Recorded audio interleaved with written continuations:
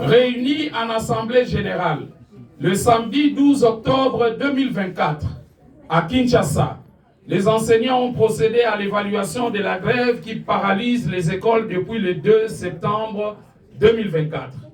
Après échange, il se dégage les constats suivants. Le gouvernement demande aux enseignants une dose de patriotisme parce qu'ils ont trouvé le budget 2024 en cours qui ne lui permet pas d'améliorer les conditions sociales des enseignants alors que le train de vie des animateurs des institutions est inacceptable.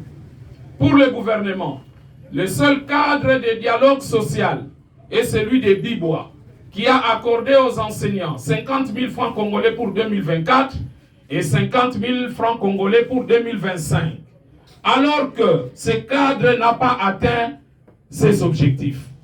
Les enseignants réunis en Assemblée générale rappellent au gouvernement que les enseignants de la République démocratique du Congo vivent dans les conditions sociales infrahumaines depuis de longues décennies et ne peuvent plus tenir aujourd'hui face à la perte de leur pouvoir d'achat. Ils ont décidé d'aller en grève pour exiger du gouvernement et du Parlement la prise en compte de leurs revendications, à savoir le paiement d'un barème salarial digne et uniformisé, le paiement des enseignants NU et NP, la rationalisation de la gratuité de l'enseignement, la rationalisation des procédures de mise à la retraite, la valorisation de la fonction des inspecteurs et agents administratifs de l'inspection. Ces questions exigent la convocation urgente d'un nouveau cadre de dialogue social avec tous les syndicats porteurs des revendications des enseignants pour restaurer la confiance et garantir l'inscription du minimum 500 $ dans le budget 2025 pouvant assurer à l'enseignant un minimum vital. La synergie des syndicats des enseignants de la RDC fait remarquer au gouvernement que face à la misère criante, ni les menaces de désactivation, ni les menaces d'arrestation, ni les différentes instructions administratives du secrétaire général, inspecteur général, d'INACOP, IPP, INSPOUL, sous-provède, provède ou appel de certains syndicats ne pourront permettre une reprise effective et sereine des activités scolaires. Dit-on, la pédagogie est une nourriture cachée. Une bonne nourriture ne se donne que lorsqu'on a la bonne volonté.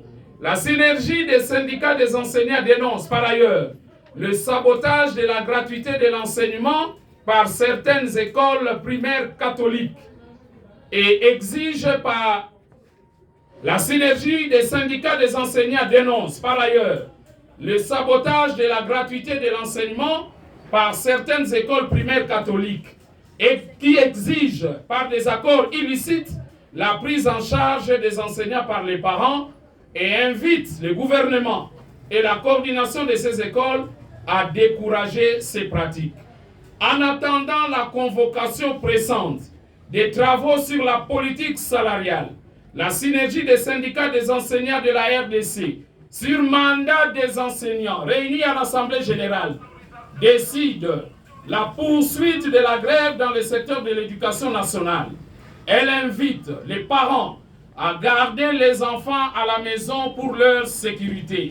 Ainsi fait à Kinshasa, le 12 octobre 2024, pour les Sinécat, Jean Bosco Pouna, secrétaire général et porte-parole.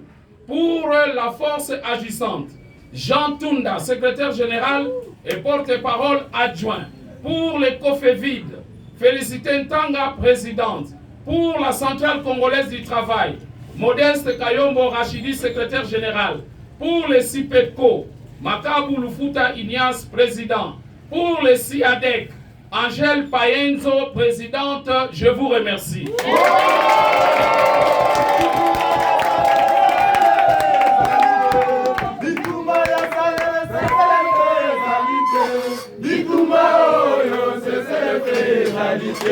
Bitumba oyo c'est le pénalité. Bitumba ya salaire c'est le pénalité. Bitumba ya salaire c'est le pénalité. Bitumba oyo c'est le pénalité. faisalité. Bitumba oyo, cessez les faisalités. Bitumba ya 500 $, cessez les faisalités. Bitumba ya salaire, cessez les faisalités. Bitumba oyo, cessez les faisalités. Bitumba oyo, cessez les faisalités. Bitumba ya salaire, cessez les faisalités. Bitumba ya salaire, cessez les faisalités. Bitumba oyo, cessez les faisalités. Bitumba oyo, cessez les faisalités. Dans l'enseignement, les souffrances sont là.